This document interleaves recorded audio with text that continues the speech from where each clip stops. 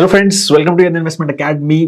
Mankind Pharma के IPO के बारे में आज बात करने वाले हैं। जो चीजें नॉर्मल सब जगह दिख रही हैं उसके बारे में ज्यादा डिटेल में बात नहीं करूंगा। 10 पॉइंट्स, एक क्विक वीडियो है। 10 पॉइंट जो इंपॉर्टेंट है आईपीओ के बारे में, जो जानने बहुत जरूरी है, उसी के बारे में हम इस वीडियो में डिस्कस करेंगे। ठीक है, तो सबसे पहला तो जो बहुत ज्यादा डिस्कस हो रहा है वो ये है कि this is completely an offer for sale. मतलब ये है कि जो पैसा मार्केट आईपीओ से उठाएगा, राइट, वो पैसा जो है जो पैसा जो बेच रहा है स्टेक, उनकी पॉकेट में जाएगा। कंपनी को इस आईपीओ से कोई पैसा नहीं मिलेगा, कंपनी को जरूरत भी नहीं है, they have money, right. But ये जो है पहले के जो इन्वेस्टर्स हैं इस कंपनी में, they want to take an exit, इसीलिए ये एग्जिट देने के लिए आईपीओ आया है। तो 7.5% का स्टेक जो है एक कुछ इन्वेस्टर्स हैं, पी फंड्स हैं जो बेच रहे हैं। 2.5% का जो स्टेक है वो प्रमोटर्स बेच रहे हैं, राइट। 3 प्रमोटर्स हैं, तीनों में से तीनों ऑलमोस्ट बराबर बराबर, थोड़ा सा डिफरेंस है। 3 प्रमोटर्स 1 करोड़ शेयर्स जो है वो सेल कर रहे हैं। टोटल उनके पास अभी भी आफ्टर आईपीओ 76% प्रमोटर ग्रुप का शेयर होल्डिंग रहेगा। तो सिग्निफिकेंट शेयर होल्डिंग है प्रमोटर का, ऐसा नहीं है कि मेजर कोई स्टेक बेच रहे हैं। प्रमोटर का इंटरव्यू भी सुना तो उन्होंने बोला कि भाई इसको 10% करना था हमें, पहले हमें लग रहा था जो इन्वेस्टर्स बेचना चाह रहे हैं वो ज्यादा बेचेंगे, बट उन्होंने लास्ट मोमेंट पे कहा कि नहीं इसमें अच्छा ग्रोथ दिख रहा है, ऐसी स्टोरी सुनाई है उन्होंने, तो हम जो है वो ज्यादा नहीं बेच रहे हैं। और इसीलिए उन्होंने 7.5% का ही बेचा। तो फिर हमने जो है उसको कंप्लीट किया 10% पे, तो 2.5% हमने भी बेच दिया। तो टोटल 10% का स्टेक हम सेल कर रहे हैं थ्रू आईपीओ। अब आफ्टर दिस 76% का ऑब्वियसली 75 पे लाना है उनको नेक्स्ट 3 इयर्स में, तो that will happen. So this is what it is. तो मतलब मेरा व्यू ये है कि भाई बहुत अभी भी अच्छा खासा शेयर होल्डिंग है प्रमोटर का, तो एज सच मतलब वैसे भी उनको 75% से नीचे तो लाना ही है।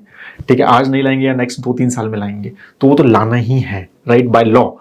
तो ठीक है, अब ऑफर फॉर सेल के थ्रू लाए हैं, फिर आप ये कर सकते हो कि उन्होंने वैसा क्यों नहीं लेके आए, मतलब वो अलग चीज है। बट कंपनीज कैश रिच सब कुछ है, तो पैसे की जरूरत तो है नहीं एज सच कंपनी को, तो वो थॉट प्रोसेस से हमें करना देखना चाहिए। तो इट्स अ मिक्स्ड मेरा व्यू है कि मतलब बहुत ज्यादा नेगेटिव मेरे को नहीं लग रहा है उसमें। सेकंड पॉइंट ये है कि जीएमपी, बहुत सारे लोग पूछते हैं कि ग्रे मार्केट प्रीमियम क्या है। तो जो मैंने अलग अलग वेबसाइट देखी उसमें ऑलमोस्ट 80 रुपीज का ग्रे मार्केट प्रीमियम है, तो विच इज नॉट सिग्निफिकेंट। मतलब ऑलमोस्ट अगर हम देखें तो 10-8-9% के आसपास का ग्रोथ एक्सपेक्टेड है अगर जो है हायर प्राइस बैंड पे, ठीक है, वो लिस्ट होती है कंपनी। तो बहुत सिग्निफिकेंट ग्रे मार्केट प्रीमियम नहीं है। अगर आप उसमें इन्वेस्ट करने की सोच रहे हो तो मुझे लगता नहीं है कि बहुत ज्यादा कुछ इमीडिएटली पैसा कमाने की ज्यादा उम्मीद है। ठीक है, थर्ड बहुत इंपॉर्टेंट पॉइंट जो मुझे लगता है कंपनी के बारे में, वो ये है कि ये फार्मा कंपनी जो है अलग क्यों है। ये एक लो कॉस्ट प्लेयर है, ये आपको समझना है। मैनकाइंड के जो प्रोडक्ट होते हैं, मैनकाइंड के जो हमारी दवाइयां होती हैं, वो बाकी दवाइयों कंपनी से सस्ती होती हैं। That was the thought process जिससे ये स्टार्ट किया था इन्होंने। ये इसी थॉट प्रोसेस स्टार्ट किया था। इन्होंने कहा था कि भाई हम छोटी छोटी सिटीज में जाएंगे, छोटे विलेजेस में जाएंगे जहां पे अच्छी क्वालिटी की दवाइयां नहीं मिलती है, स्पूरियस ड्रग मिलती हैं, सस्ते में मिलती है, सस्ते के चक्कर में उसको लोग खरीद लेते हैं। हम वहां पे अच्छी क्वालिटी की दवाई देंगे और सस्ते में देंगे, इसीलिए तो वो थॉट प्रोसेस से इन्होंने ये कंपनी स्टार्ट की थी। तो दे आर, इनका बहुत बड़ा डिफरेंशिएशन जो अलग अलग चीज है इस कंपनी में, वो ये है कि they are low cost player, और हर इनका ब्रांड उसी हिसाब से है। अगर आप देखेंगे, ठीक है, आगे बताऊंगा मैं इनके ब्रांड्स के बारे में, वो यही इसीलिए फेमस हुए हैं क्योंकि वो सस्ते हैं, जो कि बाकी जो बड़े प्लेयर्स हैं उसमें, तो वो उनका बहुत बड़ा है।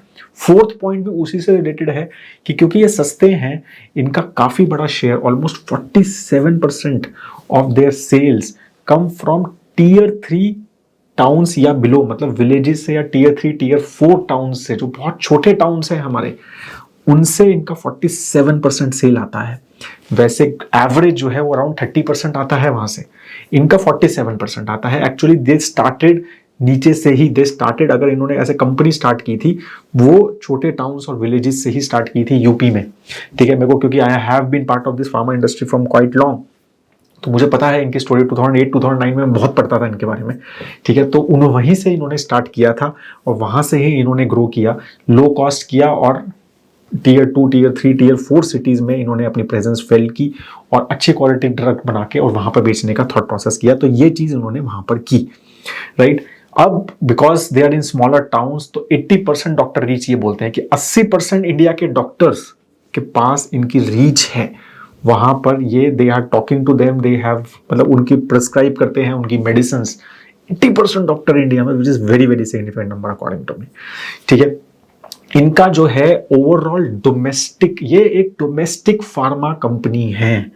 इंडिया में सब फार्मा कंपनीज अगर हम देखें, मोस्टली सभी फार्मा जो इंडियन फार्मा कंपनीज हैं वो सब मोस्टली अपना रेवेन्यू एक्सपोर्ट से ज्यादा कमाती हैं। अगर आप डॉक्टर रेड्डीज में देख लो, राइट, सिप्ला से देख लो, राइट, लुपिन से देख लो, सन फार्मा से देख लो, तो बड़ी बड़ी जो कंपनीज हैं जो लिस्ट हैं और सब हम जिसके बारे में काफी बात करते रहते हैं, ऑरोबिंदो है, तो ये सब कंपनीज पैसा मेजरली एक्सपोर्ट से कमाती हैं।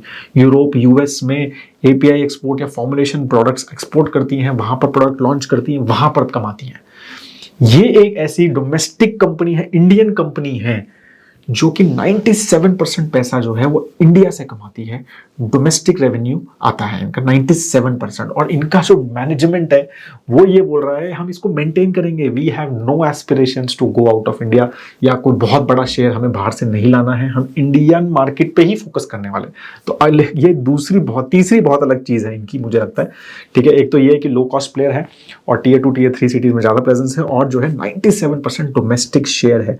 इस टाइप का शेयर सिर्फ एमएनसी फार्मा का होता है, क्योंकि ऑब्वियसली वो तो इंडियन डोमेस्टिक में, जैसे एबट हो गया, एस्ट्राजेनेका हो गया, फाइजर है, ये सब कंपनीज अगर हम देखें वो जो है मेजरली डोमेस्टिक ड्रिवन होती है, बिकॉज उनके तो ऑब्वियसली ब्रांचेस बाहर भी हैं, राइट, उनके पेरेंट बाहर के हैं, तो वो वहां के रेवेन्यू यहाँ नहीं आएगा। बट इंडियन फार्मा कंपनी शायद ये बहुत यूनिक है कि 97% तैयार। उसके अलावा जो थोड़ा सा इनका नेगेटिव लगा मुझे वो है कि they are more acute therapy में, they have a major presence, right. 66% acute मतलब जो होता है जो क्विक, मतलब ठीक हो जाती है बीमारी, मतलब जो बीमारी हम जैसे फीवर हो गया, दवाई ले ली, ठीक हो गए, तो ये होती है एक्यूट बीमारी। और एक क्रॉनिक होती है जैसे डायबिटीज है कि कभी ठीक नहीं होती, लगातार दवाइयाँ चलती रहती हैं, या हाइपरटेंशन है, ठीक है, तो इस टाइप की बीमारी कभी नहीं, तो ये क्रॉनिक दवाइयाँ होती हैं। इनका मेजर सेगमेंट जो पैसा आता है वो एक्यूट से आता है, ठीक है, जो कि ऑब्वियसली इट इज हैज मतलब सस्ती ज़्यादा है, कंपटीशन भी ज़्यादा है, राइट, और लगातार नहीं चलती दवाइयाँ, तो वो मार्जिन कम होते हैं उसमें एक्यूट में। क्रॉनिक में मार्जिन ज़्यादा होते हैं, क्योंकि एक पेशेंट एक बार प्रिस्क्राइब किया तो सालों साल उस दवाई को लेता है, जैसे डायबिटिक है, तो वो इस तरह से रहता है। तो जो क्रॉनिक में जिनका शेयर ज़्यादा होता है उस पर मतलब मोस्टली वो बेटर मानी जाती है, बिकॉज पेशेंट जो है वो बंध जाता है आपके साथ और बहुत सालों तक आपकी मेडिसिन लेता है। तो ये थॉट प्रोसेस से होता है एक्यूट और क्रॉनिक में। इनका शेयर मेजरली एक्यूट में ज्यादा है, but they are trying to have more focus on chronic. They actually acquired last year Panacea Biotech के प्रोडक्ट्स, तो एक वो क्रॉनिक फोकस्ड कंपनी है पेनेशिया बायोटेक, जो कि कैंसर वगैरह में ज्यादा काम करते हैं, तो उनको इन्होंने एक्वायर किया। I think that was one of the first acquisition they did. They are majorly काफी organically they have grown, but वो इन्होंने एक तरह से फर्स्ट इनऑर्गेनिक ग्रो मतलब एक्विजिशन किया, क्योंकि इनको क्रॉनिक में अपना फोकस बढ़ाना है, क्योंकि वहां पर एज आई सेड मार्जिन्स भी ज्यादा है और एक विजिबिलिटी भी, अर्निंग विजिबिलिटी भी ज्यादा है। तो ये हो गया हमारा कौन सा पॉइंट हो गया, ये हमारा हो गया 7th पॉइंट, राइट। 8th ये है कि प्रिस्क्रिप्शन वॉल्यूम वाइज बिकॉज सस्ते हैं तो दे आर एक्चुअली नंबर 1, ठीक है। टोटल वॉल्यूम इंडिया में दे आर नंबर 3, मुझे पता नहीं नंबर 2, 1 और 2 I am not sure, but I think Sun Pharma should be number 1 and I think Cipla should be number 2 and they should be number 3, and revenue wise they are number 4. So because volume wise they are number 3 total, but revenue wise number 4 because obviously they have a lower cost products. बाकी जो companies हैं they are more premium, ठीक है। तो इस तरह से इनका ये पॉइंट है। तो ये 8th पॉइंट हो गया। जो बहुत अच्छी चीज एक और मुझे जो लगती है वो है 4th से सबसे अच्छी चीज इनकी है वो है कि दे have a very strong consumer brands also. तो ऐसा नहीं है सिर्फ प्रिस्क्रिप्शन, डॉक्टर के प्रिस्क्रिप्शन पे लिखा हुआ काम कर रहे हैं, बहुत ही स्ट्रॉन्ग कंज्यूमर ब्रांड है। और आई एम श्योर आपने सब सुने होंगे, लाइक मैनफोर्स, जो कि कॉन्डोम में they are one of the biggest, right. Manforce, they have a Prega News, they have Unwanted, Neurokind vitamin की दवाइयां, तो ये सब जो है नंबर 1 है अपनी सेगमेंट में। Manforce is almost 62% market share, Unwanted is almost 50% market, 50-60% market share, फिर Prega News is almost 80% market share, right. And Neurokind जो कि विटामिन है वो ऑलमोस्ट 50% मार्केट शेयर है इनका। तो ये बहुत ही स्ट्रॉन्ग इनके कंज्यूमर ब्रांड भी है और इनके बहुत एडवर्टाइजमेंट्स भी करते हैं, उस पर अच्छा खासा पैसा एडवर्टाइजमेंट पे स्पेंड करते हैं, और सस्ते होने की वजह से, ठीक ठाक क्वालिटी होने की वजह से वो ब्रांड जो है अच्छे से बढ़ भी जाते हैं और काफ़ी स्ट्रॉन्ग डिस्ट्रीब्यूशन नेटवर्क तो है ही, तो इसीलिए हर जगह पहुंच भी जाते हैं। तो इस तरह से ये भी बहुत अच्छा इनका पॉइंट है। लास्ट जो है 10th पॉइंट ये है कि दे हैव ग्रोन वेल। अगर हम लास्ट 3-4 साल जो नंबर दिए इन्होंने 15% का इन्होंने ग्रोथ दिया है। इन 9 मंथ्स का इतना स्ट्रॉन्ग नहीं लग रहा है ग्रोथ जो कि लास्ट 9 मंथ, बट FY22 तक they have grown by almost 15% CAGR growth, ठीक है, तो which is higher than the industry average. मतलब इंडिया का जो ओवरऑल फार्मा मार्केट है वो एक्सपेक्ट किया जाता है कि 10-11% से ग्रो कर रहा है, ठीक है, उसमें से they are growing by 15%, so which is pretty good. और ओवरऑल एबिटा पर्सपेक्टिव से या नेट प्रॉफिट पर्सपेक्टिव से 3-4 साल में 17% का प्रॉफिट ग्रोथ इन्होंने दिखाया FY22 तक। Last 9 month as I said जो नंबर्स दिखाए हैं वो बहुत अच्छे नहीं है, डी ग्रोथ हुआ है, ऑब्वियसली कोविड वगैरह की वजह से मार्केट्स में भी स्लो डाउन आया है, फार्मा कंपनी में भी स्लो डाउन आया है, और ये सब अक्रॉस है, मतलब ऐसा नहीं सिर्फ इन्हीं का है, सभी कंपनीज में स्लो डाउन है इस FY23 में। तो इस तरह से इनके नंबर्स हैं, राइट। तो they have grown very well overall, much higher than the many of their peers. अब अगर हम वैल्यूएशन की बात करें, 10 पॉइंट्स तो हो गए, वैल्यूएशन की फटाफट बात कर लेते हैं लास्ट में।